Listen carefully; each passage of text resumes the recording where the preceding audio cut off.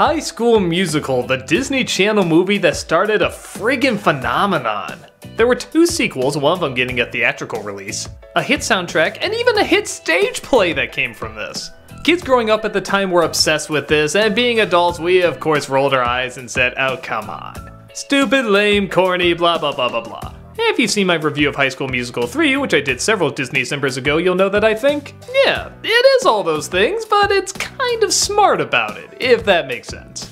It's kind of like our generation Saved by the Bell, except that it knows it's this generation Saved by the Bell. Does that mean where it all started is pure corny gold? Well, let's take a look. Troy and Gabriella are 2 high school kids that meet at a New Year's party. They get forced into singing karaoke together and of course sound amazing, and sure enough, it turns out she's now going to his school. Oh, lucky lucky. They discover that they surprisingly like singing, but uh-oh, he's one of the best players on the basketball team and she's one of the smartest minds in the science club. So they're of course embarrassed when they think about trying out for the High School Musical just because they want to.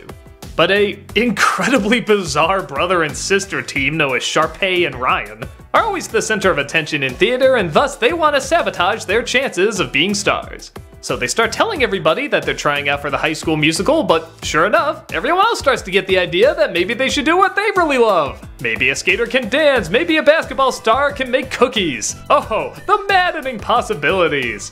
On the surface, this all seems, well, stupid. And yeah, it is stupid. It's a playful kind of stupid that makes it very obvious you're not supposed to take it that seriously. There's a whole song all the kids sing about sticking to the status quo. No high school kid would have that exact mindset, but it's kind of satirizing that mindset while also being silly about it. It's also nice to see what's mostly a hodgepodge of cliches break 1 or 2 cliches. For example, these stories are usually about the geeky kid trying to fit in, and I like the idea that these kids are already popular and they want to do something that's not very popular simply because they want to. As much as we like to make fun of characters like this, like, oh, being popular is so hard, I give it credit that does show there's stress and pressure that applies to these kind of people too. That pressure of performing, that pressure of being what everybody wants you to be. I also like that the acting teacher is not your stereotypical inspiring acting teacher. She's actually kind of a bitch. She yells, she screams, she has really strict rules. It helps break the idea that this movie has an agenda to get you into musical theater.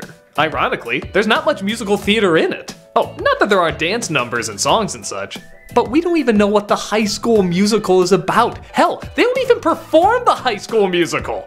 All we get up to is the audition part. And yeah, when you have characters like this brother and sister running around who are just so odd and so in their own little world, you kind of realize this movie's in its own little world too. The one thing that legitimately bothers me about it is that some of the characters cheat in order to get what they want. Well, okay, we learn our lesson, cheating is wrong, you should never force anything, but then the main characters cheat to make everything right. Well, wait a minute, anyone that knows anything about sports games or competition or anything knows that this is really wrong. This really isn't ethically sound. But when you get to the ending and see just how much everything wraps up, literally in one shot, it shows the epilogues of every character going super fast, you do realize, like the characters in the movie, you're not supposed to take this stuff that seriously. You're supposed to just have fun with it. So, does that mean I like it? Actually, I found it a little dull.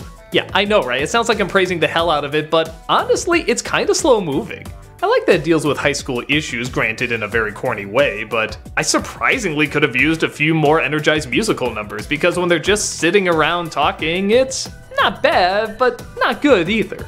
But to be fair, I'm sure that's because I'm an adult. Middle school kids, hell even high school kids, I'm sure watched this and loved it and wanted to be the characters in this and spin around and look pretty and I don't know, it's not my thing, but I can't say it's bad. The guy who directed these movies also directed Newsies, which I didn't like. I felt that flamboyant Broadway style didn't match the world that they were in.